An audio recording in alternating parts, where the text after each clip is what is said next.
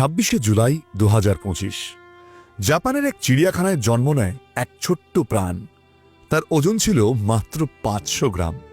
একটি মানুষের হাতের তালু যেমন হয় ঠিক ওই রকম।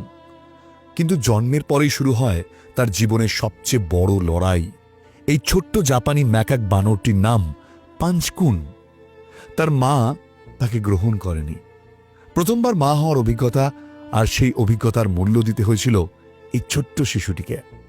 26শে জুলাই 2025 জাপানের ইচিকাওয়া সিটি জুতে পাঞ্চ জন্ম নিয়েছিল। ওজন মাত্র 500 গ্রাম। অত্যন্ত লাজুক, কোমল, নির্ভরশীল। কিন্তু তার মা প্রথমবার সন্তান জন্ম দেওয়ায় অভিজ্ঞতার অভাব, বিভ্রান্তি, অস্বস্তি। প্রেগন্যান্সি শেষ হতেই মা তাকে ত্যাগ করে। প্রাণীদের জগতে এটি অস্বাভাবিক নয়। প্রথমবার মা হলে অনেক সময় এই ধরনের আচরণ দেখা যায়। আর আমরা যদি সত্যি বলি, মানুষের মধ্যেও কখনো কখনো দেখা যায় এই বাস্তবতা।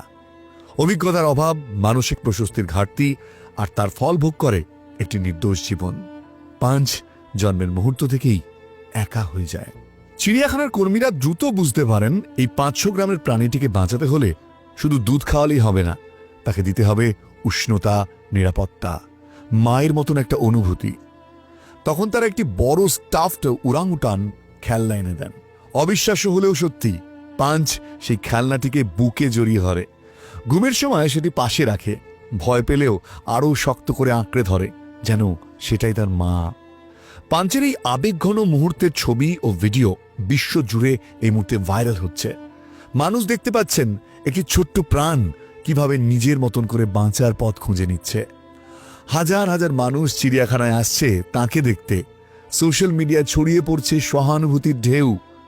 কারণ আমরা বুঝতে পারি এই গল্পটা শুধু পাঞ্চের নয়, এটা আমাদেরও গল্প।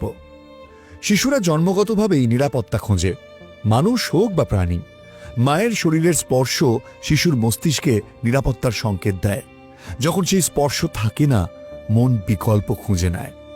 পাঞ্চের ক্ষেত্রে সেই বিকল্প ছিল একটি খেলনা।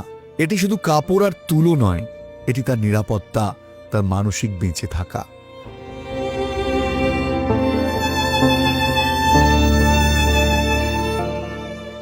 জীবন আমাদের শেখায়, মন ভেঙে গেলে মনই আমাদের আবার জোড়া লাগানোর পথ খুঁজে দেয়। 26শে জুলাই জন্ম নেওয়া সেই 500 গ্রামের প্রাণটি আজ লড়াই করছে, বড় হচ্ছে। ওকে এখন গ্রহণও করেছে দলের অন্যান্য বানররা। সে প্রমাণ করেছে শুরুটা কঠিন হলেও শেষটা অন্ধকার হয় না। হারানো মানেই শেষ নয়। অভিজ্ঞতার অভাব কখনো কখনো ক্ষতি করে, কিন্তু জীবন থেমে থাকে না। আমাদের জীবনেও হয়তো কেউ আমাদের ত্যাগ করেছে, কোনো সম্পর্ক ভেঙেছে, কিন্তু আমরা কি ভেঙে পড়েছি? না, আমরা নূতন ভরসা খুঁজেছি। পাঞ্চের এই গল্প আমাদের শেখায়, সবচেয়ে অন্ধকার মুহূর্তেও জীবন একটি আলো খুঁজে নেয়। কখনো সেই আলো মানুষ হয়, কখনো একটি সুযোগ, কখনো একটি ছোট্ট খেলনা। আমি কুনাল বোস, এখানেই শেষ করছি আজ। ভালো থাকুন, ভালোবাসা বাঁচিয়ে রাখুন।